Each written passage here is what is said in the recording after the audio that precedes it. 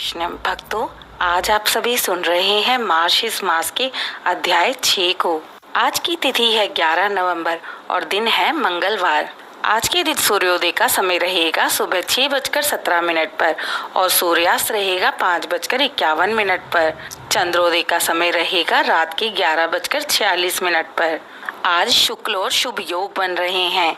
ब्रह्म मुहूर्त प्राप्त हो रहा है सुबह 4:37 से 5:27 के बीच का और अभिजीत मुहूर्त रहेगा सुबह 11:40 से दोपहर 12:27 तक। गोधूली मुहूर्त होगा शाम के 5:51 से शाम के 6:15 तक। आज स्वार्थ सिद्धि योग बन रहा है जिसका समय रहेगा शाम के 6:17 से। राहु काल का समय रहेगा दोपहर के 2:57 से दोपहर के 4:24 तक।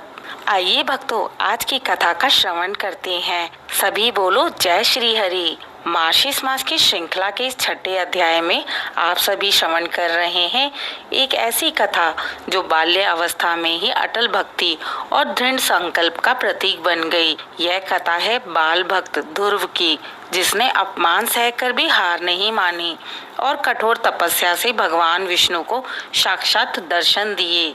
तो आइए भक्तों, ध्रुव चरित्र अटूट भक्ति की प्रेरक कथा को सुनते हैं। जय श्री हरि। पुराणों में वर्णन है प्राचीन काल में स्वयंभू मनु नामक राजा थे जो अत्यंत धर्मात्मा और न्याय प्रिय थे।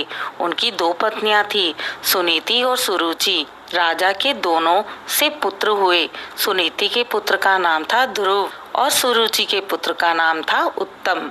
एक दिन 5 वर्ष का बालक ध्रुव राजा के सिंहासन के पास जाकर बैठना चाहता था। उसे लगा मैं भी राजा का पुत्र हूँ तो मुझे भी पिता की गोद में बैठने का अधिकार है। किंतु तभी उसकी सौतेली माँ सुरुचि ने क्रोध से कहा, ध्रुव तुझे यह स्थान पाने का अधिकार नहीं है।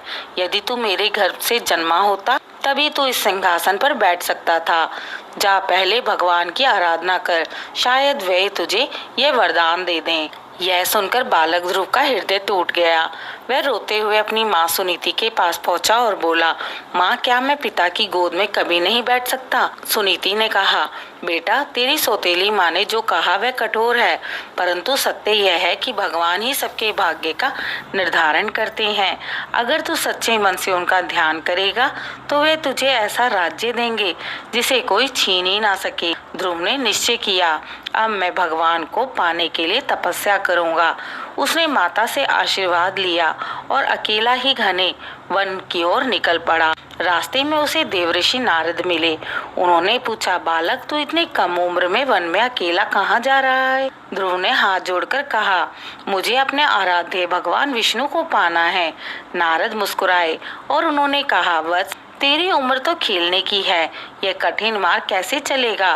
ध्रुव ने दृढ़ निश्चय से कहा, गुरुदेव यदि कोई अपने अपमान का उत्तर भक्ति से दे तो वही सच्चा साधक कहलाता है। नारद प्रसन्न हुए और उन्होंने कहा, तू सच्चा भक्त है ध्रुव। मैं तुझे वह मंत्र देता हूँ जिससे भगवान प्रसन्न होंगे। कहो ओम नमो भगवते वासुदेवाय। इस मंत्र का जाप करते हुए ध्यान करना। ध्रुव ने मधुवन में जाकर तपस्या की। पहले दिन केवल फल खाया, फिर केवल जल पीकर रहा और अंत में वायु पर ही जीवन बिताने लगा। उसका मन अब केवल भगवान विष्णु में स्थिर था। वह आंखें बंद करके बार बार जप करता, ओम नमो भगवते वासुदेवाय। 6 महीने की कठोर तपस्या के पश्चात पूरा ब्रह्मांड उसकी शक्ति से कांप उठा। देवता भी घबराने लगे और भगवान विष्णु से बोले, प्रभु यह बालक आपकी भक्ति से स्वयं ब्रह्मांड को स्थिर कर रहा है। भगवान विष्णु प्रकट हुए। उन्होंने अपने हाथ में शंख चक्र गदा पद्म धारण किए थे। उनकी छवि को देखकर ध्रुव आनंद से भर गया। वह विस्मित हो गया, उसकी वाणी रुक गई। भगवान ने मुस्कुराते हुए उसके मस्तक पर शंख का स्पर्श किया। तुरंत ध्रुव के मुख से शब्द निकले, प्रभु मैंने तो राज्य पाने की इच्छा से तपस्या की थी, पर अब मैं आपको पाकर सब भूल चुका हूँ। अब मुझे केवल आपका चरण स्पर्श ही चाहिए। भगवान विष्णु ने कहा, वत्स ध्रुव तेरी भक्ति अटल है, तुझे एक ऐसा स्थान प्राप्त होगा जो ध्रुव रहेगा। तू स्वर्ग मृत्यु समय से भी परे ध्रुव तारा के रूप में प्रतिष्ठित होगा। ध्रुव ने नम्रता से कहा, प्रभु यह तो आपकी कृपा है, भगवान अदृश्य हो गए और ध्रुव शांत चिन्ह से अपने राज्य लौट आया। भक्तों, ध्रुव चरित्र हमें यही सिखाता है कि भक्ति में आयु, परिस्थिति या साधन नहीं, संकल्प और विश्वास ही सबसे बड़े होते हैं। जब हम दुख, अपमान और कठिनाई के बीच में भी भगवान का नाम लेते हैं तो वे स्वयं हमारे जीवन में चमत्कार करते हैं। ध्रुव की तरह अडिग श्रद्धा रखने वाला भक्त कभी भी व्यर्थ नहीं जाता। भक्तों, बालक ध्रुव की यह कथा भक्ति और शक्ति और दृढ़ निश्चय का प्रतीक है। ध्रुव की कथा हमें यही सिखाती है कि अगर मन सच्चा हो और भगवान के प्रति प्रेम हो तो वे साक्षात दर्शन देते हैं। इस मार्गशीर्ष मास में ध्रुव कथा को श्रवण करने से मन में स्थिरता, शांति और आत्मबल प्राप्त होता है। जय श्री हरि। भक्तों, अगर आपको आज का अध्याय पसंद आया हो तो दिशा स्पिरिचुअल चैनल को लाइक, शेयर, सब्सक्राइब करें। कमेंट में जय श्री हरि अवश्य लिखें।